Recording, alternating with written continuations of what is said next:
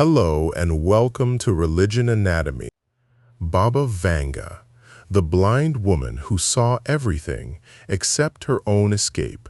In a small Bulgarian village in 1941, a German officer arrived at the home of a blind peasant woman. He had not come for hospitality. He had not come out of curiosity.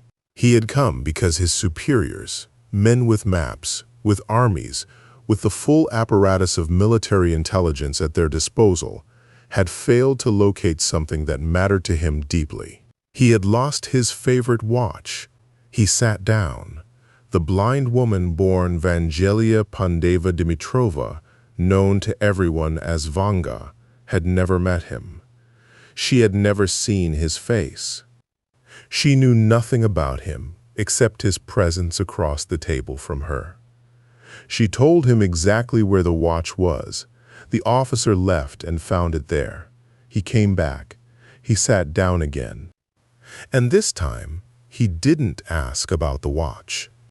This time, a German officer in occupied Bulgaria, surrounded by the machinery of the most destructive war in human history, he asked the blind woman what was going to happen. What she told him has not been verified. What is verified is that he returned multiple times, that other officers came, that by the mid-1940s, the line outside Vanga's door was not a line of poor Bulgarian villagers seeking help with lost livestock and missing relatives. It was a line of generals. What Baba Vanga was, exactly what the source of her information was, how a woman blinded as a teenager by a tornado, with no education, no access to intelligence networks, no resources of any kind, except the particular quality of perception that had arrived in her life alongside the blindness, remains genuinely unresolved after decades of serious investigation. What is not unresolved is the pattern. The pattern of specific, verifiable, accurate information given to strangers about events that had not yet occurred. A pattern documented by researchers, by journalists, by governments, and by the millions of ordinary people who stood in that line over 50 years, is one of the most extensively documented anomalous phenomena in the modern era. This is the complete story of Baba Vanga, the blind woman who may have seen more clearly than anyone alive. The world she was born into.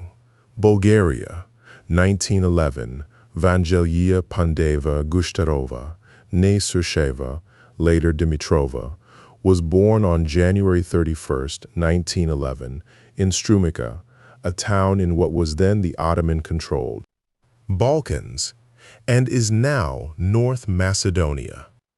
The region was a landscape of extraordinary historical turbulence.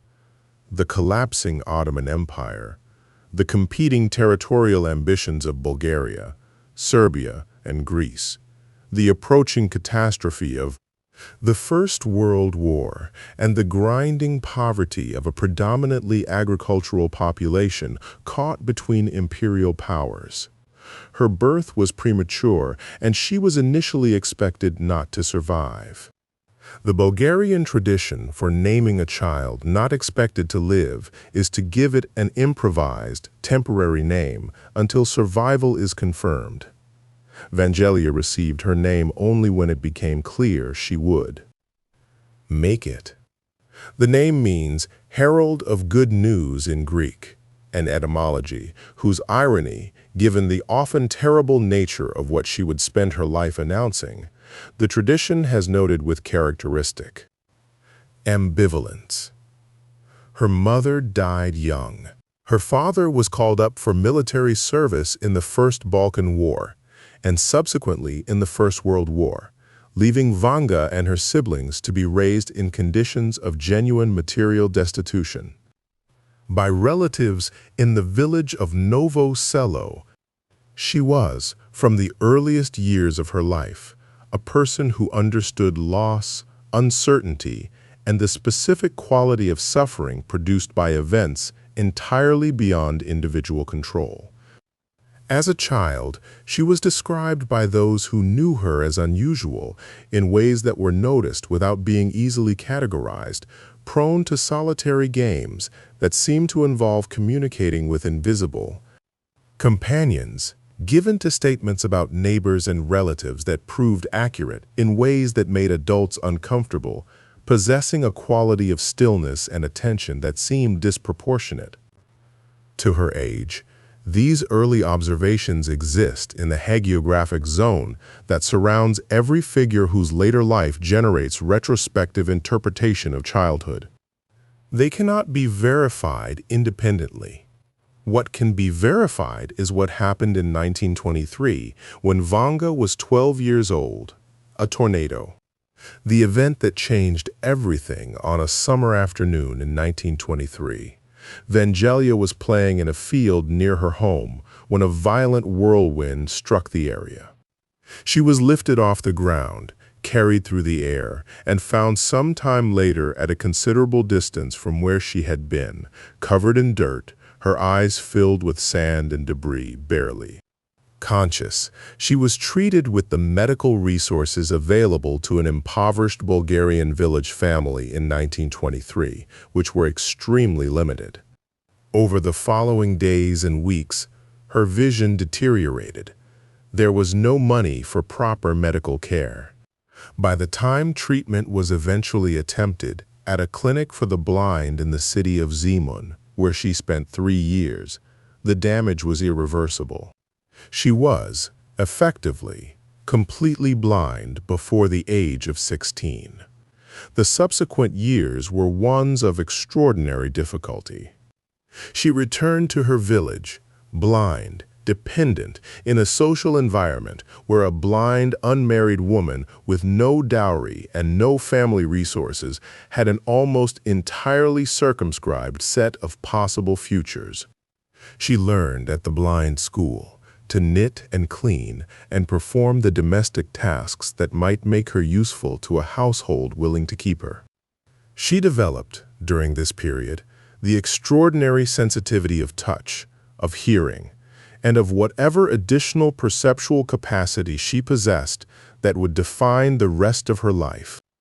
The tradition, as transmitted through the Bulgarian popular accounts, through the research of the Bulgarian parapsychologist Georgi Lozanov, and through the later investigative work of journalists and researchers, holds that the blindness and the gift arrived together, that the tornado that took her sight gave her, in exchange, something that does not have an adequate name in the ordinary vocabulary.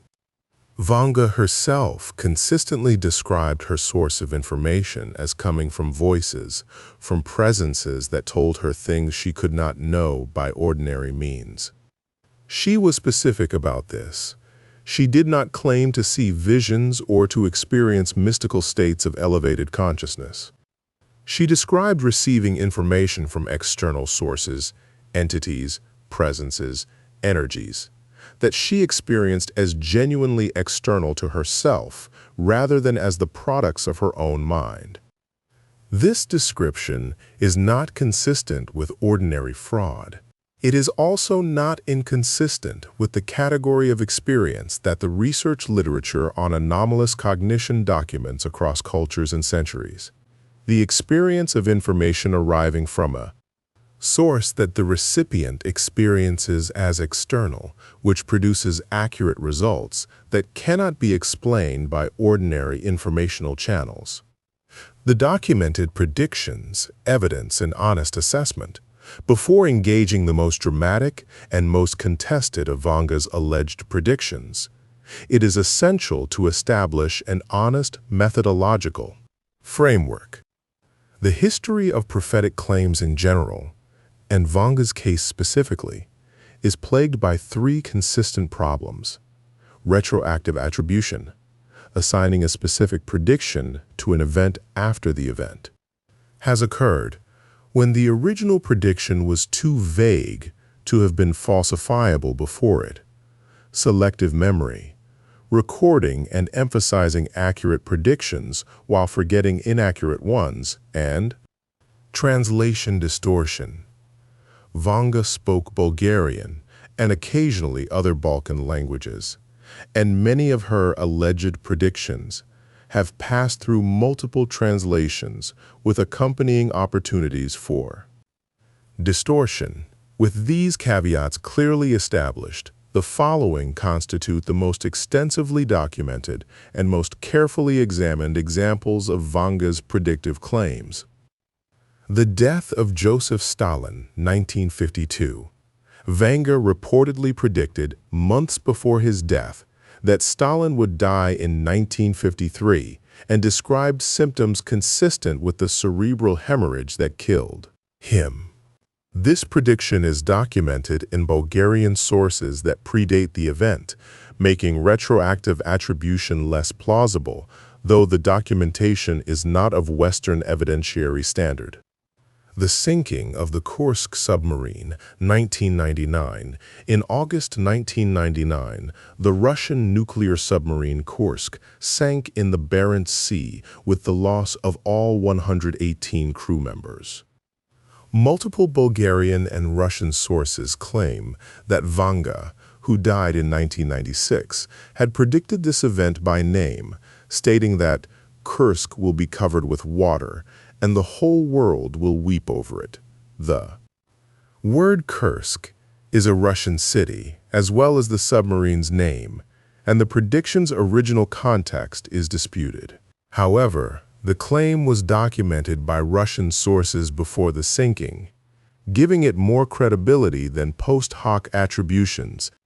The Russian government reportedly sent delegations to consult Vanga during her lifetime, specifically about Kursk, though the content of those consultations remains classified. The September 11, 2001 attacks. Vanga's alleged prediction includes horror. The American brethren will fall after being attacked by the steel birds. The wolves will be howling in a bush, and innocent blood will be gushed. The reference to steel birds as aircraft and Bush as a reference to President George W. Bush has been widely noted, though the original Bulgarian text and its pre-2001 documentation are contested. The 2004 Indian Ocean tsunami, Vanga allegedly predicted a great wave that would strike coasts and consume tens of thousands of lives. The documentation of this prediction is weaker than others.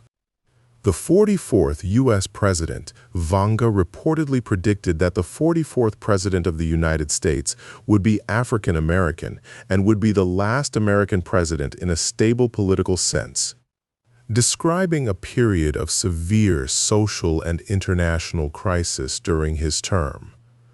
Barack Obama became the 44th president. The last president element remains interpretively contested. The rise of ISIS, Vanga is reported to have predicted in 1989 that Muslim extremists will attack Europe and described a configuration of conflict across the Middle East and Europe consistent with what occurred in the 2010s. The documentation of this prediction to 1989 is disputed.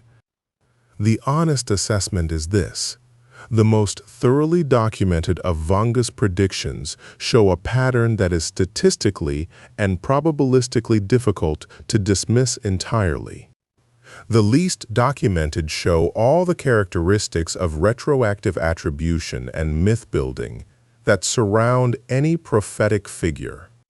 The two conclusions that intellectual honesty requires are that some of the predictions are genuine anomalies requiring explanation, and that many are not demonstrably genuine at all.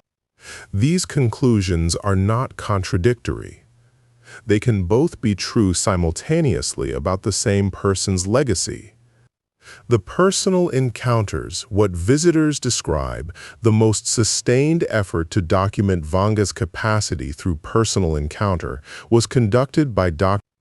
Georgy Lozanov, a Bulgarian physician and parapsychologist who became internationally known for his work on accelerated learning, and who devoted significant research effort to studying Vanga under conditions designed to minimize conventional explanation.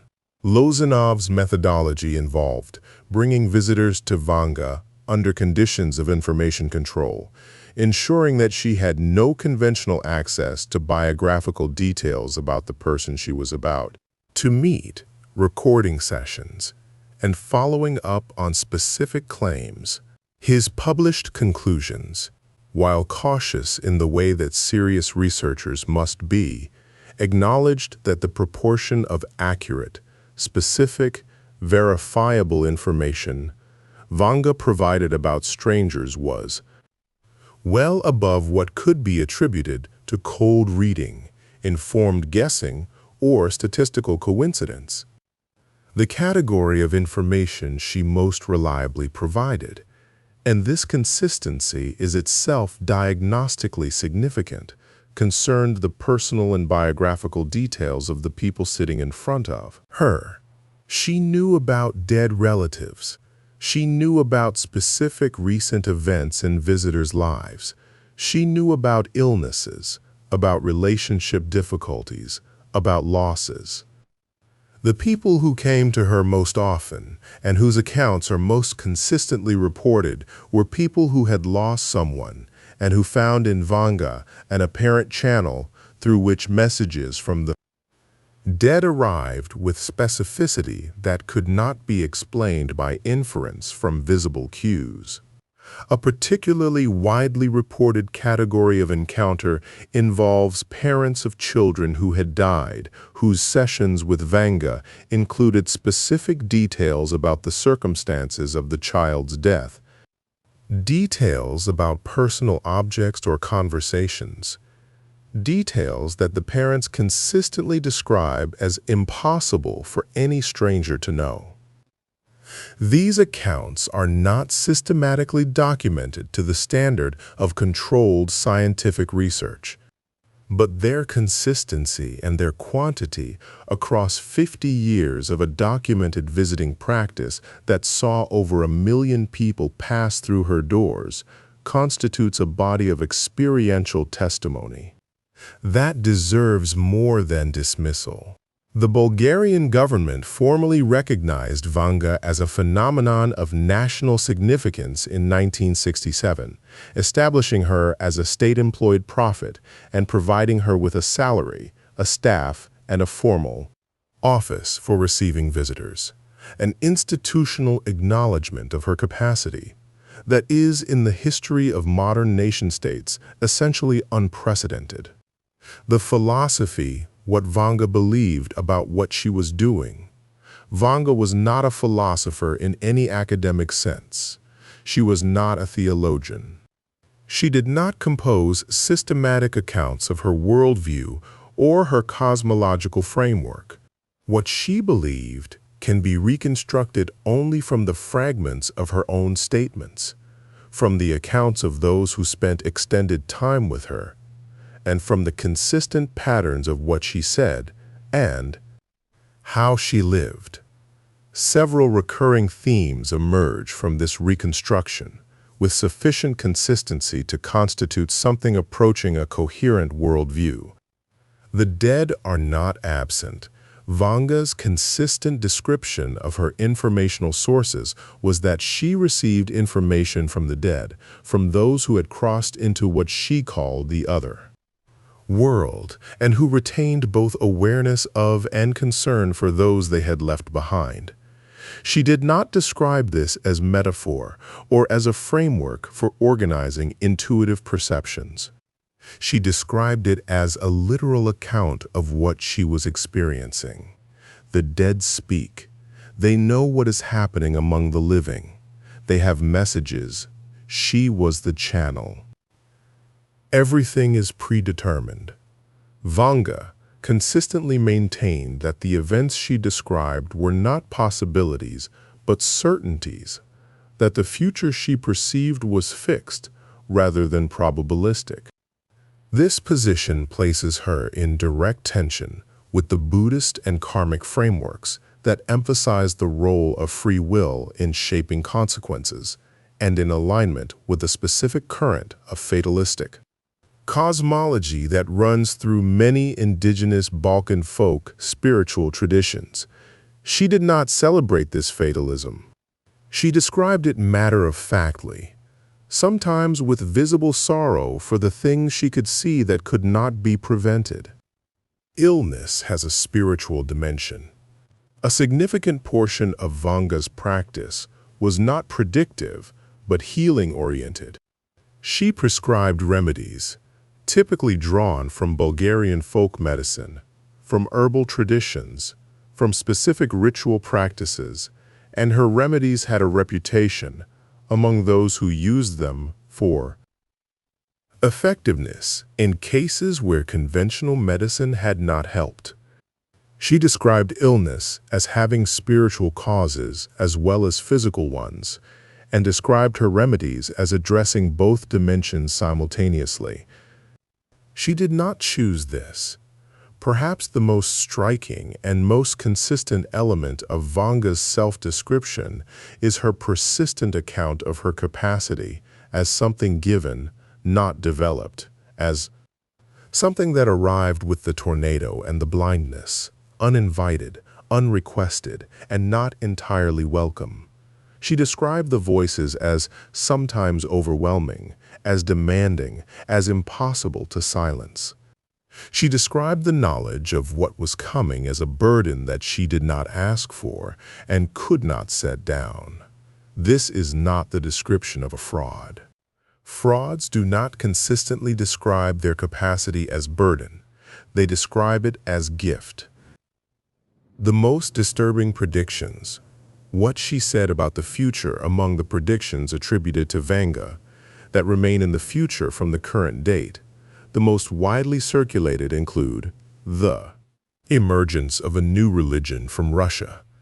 Vanga reportedly predicted that Russia would eventually become the spiritual leader of the world, not through political or military dominance, but through the emergence of a new spiritual teaching or religious movement that would reshape global consciousness. Climate catastrophe. Vanga described large-scale environmental transformation, including the shifting of coastlines, the alteration of climate patterns, and the submersion of low-lying territories. As consequences of human activity, she foresaw but apparently believed inevitable rather than preventable. A disease of the skin. Vanga apparently predicted a condition affecting human beings through contact with something they wear or apply externally, a prediction that has been interpreted as potentially referring to radiation exposure, to chemical contamination, or to other forms of environmental toxicity. The end of Europe as a political entity. Vanga described European civilization as she knew it undergoing fundamental transformation, with the continent ceasing to exist in its current form by a dates she associated with the mid-21st century. These predictions are reported with varying degrees of documentation and vary widely in their specificity. The honest engagement with them requires neither dismissal nor credulous acceptance, but the recognition that they constitute claims about the future whose accuracy will eventually be accessible, and that the track record of the source making them is sufficiently anomalous to warrant attention rather than reflexive dismissal. The death and what it means.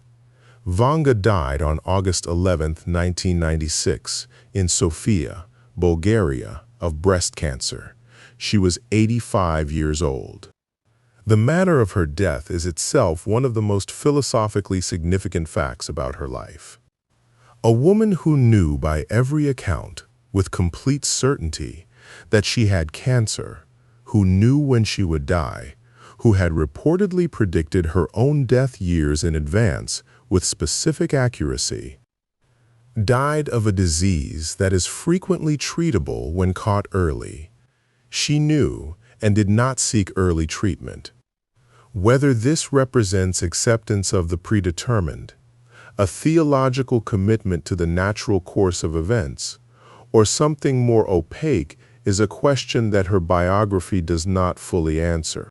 What it establishes is consistency, the worldview she maintained throughout her life, that the future is fixed, that resistance to what is coming is not the appropriate response to knowledge of it, that the role of the one who sees is not to prevent, but to prepare and to serve, she applied to herself with the same unflinching consistency she applied to everyone else. She is buried at the Church of St. Petka at the Rupite complex she established in southwestern Bulgaria, near the volcanic rock landscape she loved, and where she reportedly received her clearest perceptions. The complex, which she had described in advance with specific architectural and geographical detail, has become one of the most visited sites in Bulgaria, receiving hundreds of thousands of visitors. And annually, from across the Balkans and the former Soviet world, the government of Bulgaria has preserved her home as a museum. The recordings and documentation of her sessions, held in Bulgarian state archives, remain partially classified. Researchers who have applied for access report that significant portions of the documentary record remain unavailable to public examination, a fact that, depending on one's interpretive framework, either suggests that there is nothing extraordinary to hide, or that there is something extraordinary being hidden. The questions Vanga cannot answer for you. She answered questions for 50 years. She cannot answer these. These are yours. The Bulgarian government employed Baba Vanga as a state salary prophet, gave her a formal office, and kept portions of her documented sessions classified for national security reasons. Modern nation-states, by definition, operate on materialist epistemological assumptions. They do not officially acknowledge the existence of phenomena that cannot be explained within the framework of physical causality. When a modern government employs a blind peasant woman as a national prophet, it is either performing theater for political purposes, or it has encountered evidence too consistent to dismiss and too anomalous to publicly acknowledge. What is the honest assessment of which of these is more likely given what is documented about the Bulgarian state's decades-long engagement with Vanga? The tornado that took Vanga's sight appears in her own account to have given her access to something. The blindness and the capacity arrived together. Across multiple traditions, from the blind prophet Tiresias in Greek mythology, to the blind seers of multiple indigenous traditions, to the neurological research on the compensatory enhancement of non-visual perception following blindness, there is a persistent human intuition that the removal of one form of perception can open others. What is the relationship between loss and access? Between the thing taken and the thing given? And what have you lost that might have opened something you have not yet looked toward? Vanga described the dead as not absent, as present, communicative, aware of and concerned with the living, sending messages that she received and transmitted. She described this not as metaphor, but as literal experience. Over 50 years, approximately 1 million people sat across from her. Many came seeking contact with those they had lost. Many reported receiving specific, verifiable information they could not explain. What do you do with the collective weight of that testimony? Not the most dramatic predictions about world events. The ordinary weight of 1 million people who sat down with a blind woman and stood up having received something they could not otherwise have gotten. Vanga knew she had cancer. She knew when she would die. She did not seek aggressive treatment. She applied to herself the same framework she had applied to the thousands who came to her with news they didn't want. What is coming is coming. The appropriate relationship to the inevitable is not resistance, but preparation and presence. Is this wisdom or surrender? And is there a difference? And the one that no instrument can measure. Of all the predictions attributed to Baba Vanga, the wars, the disasters, the political upheavals, the environmental catastrophes, the one she reportedly returned to most consistently across the most varied contexts was this: everything will be all right in the end. Not everything will be easy. Not there will be no more suffering. Not the disasters she described will not happen. Everything will be all right in the end. What does it mean that the woman who could apparently see the worst of what was coming, who bore the weight of that knowledge for 85 years, who described the burden as sometimes unbearable, that this is what she kept saying? And what would it mean to actually believe it? Subscribe. If something in Vanga's story has unsettled the categories you normally use to decide what is real and what is possible, if the blind woman in the Bulgarian village looks from this distance, like something that does not fit neatly into any available explanation, then you are in exactly the right place. This channel exists for the anomalies that serious investigation cannot explain away. The documented phenomena that the standard frameworks, scientific and religious alike, have not adequately accounted for.